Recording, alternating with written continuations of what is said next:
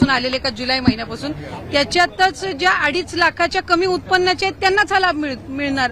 म्हणजे हे काही नव्याने काढलेलं नाहीये. मला वाटतं तुम्हाला माहितीचा अभाव त्याच्यामध्ये असावा म्हणून हा आपण गैरसमज करण्याचा प्रयत्न करत असाल. 2.5 लाखाच्या कमी उत्पन्न असणाऱ्या महिलांना सुरुवातीपासून या योजनेचा जर आपण ओरिजिनल GR वाचला तर आपल्याला लक्षात येईल.